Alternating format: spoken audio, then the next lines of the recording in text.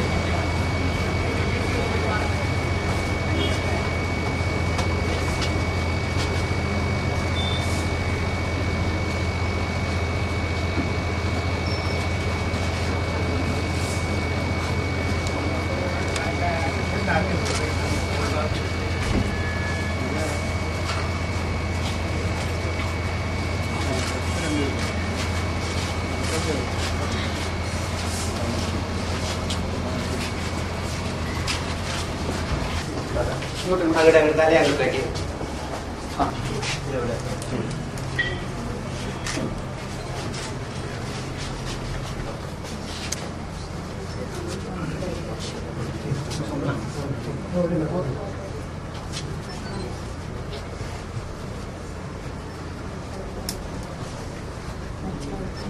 പ്രാർത്ഥനയ്ക്ക് ശേഷം അതിങ്ങനെ ആൾക്കാരിങ്ങനെ വന്ന് ചുറ്റി അഭ്യാദികൾ അഭ്യർത്ഥിച്ചതിന് ശേഷം ഇങ്ങനെ തിരിഞ്ഞു പോകാം കേട്ടോ. പ്രാർത്ഥനയ്ക്ക് ശേഷം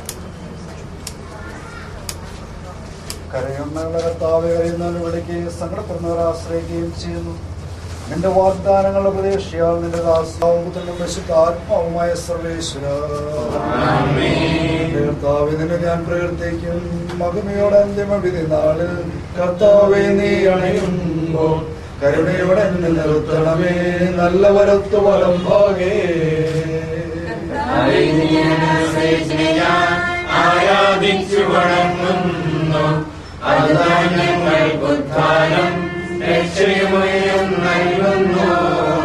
ആകാശവും ഭൂമിയും നിന്റേതാകുന്നു. ആകാശവും ഭൂതനായസും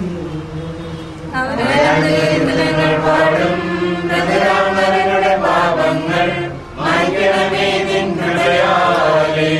മാമോദീസ വഴിയങ്ങേ സുതരാണവരും നോക്കണമേ.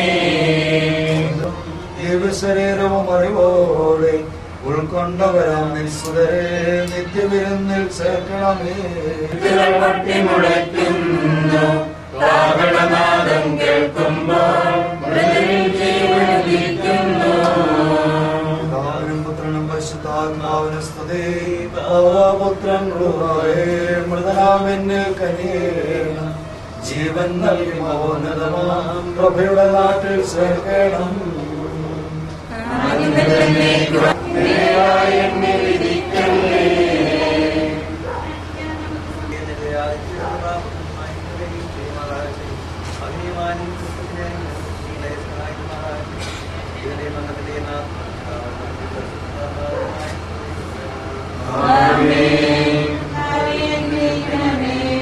പരിശുദ്ധാത്മാവുമായ സർവേശ്വര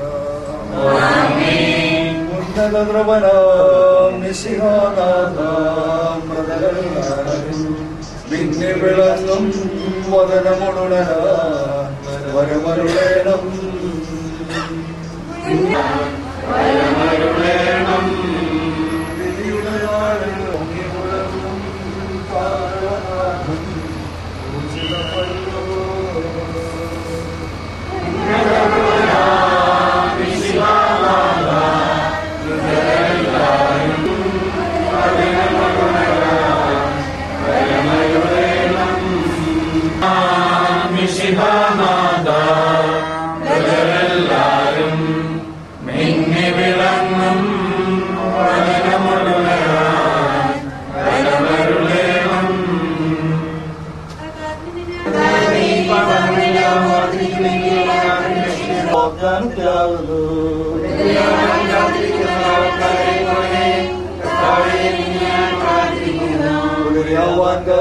ആൾക്കാരെ പോലെ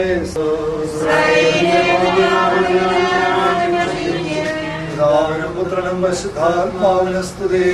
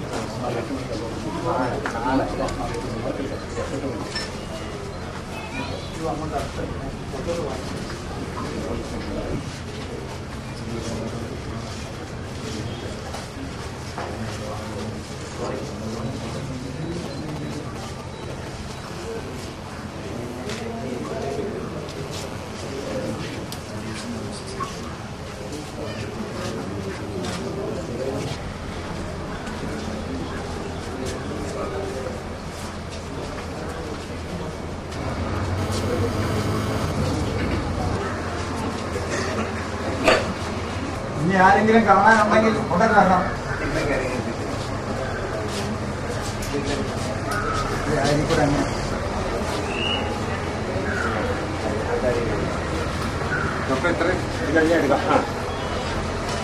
എടുക്കാൻ പോവാ.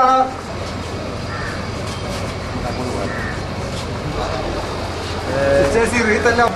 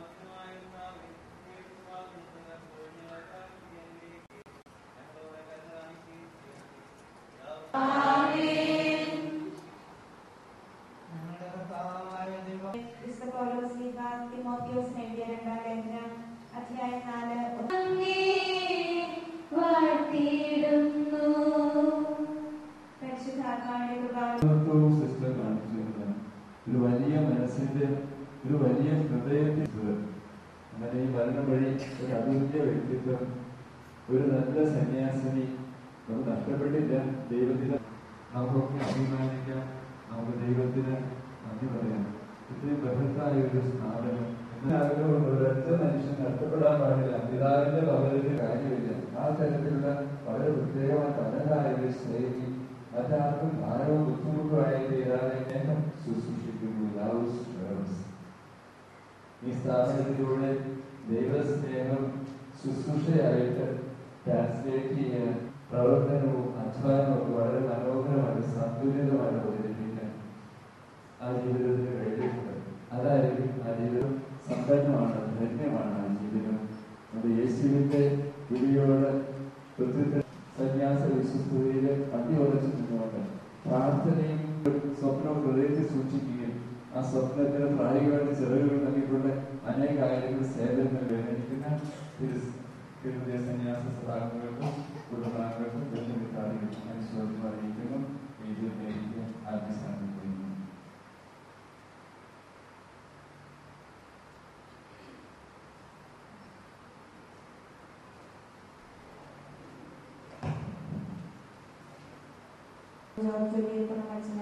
സഭാ സമൂഹത്തിന്റെ പേരിന് ഹൃദയം നിറഞ്ഞ നന്ദി അറിയിക്കുന്നു.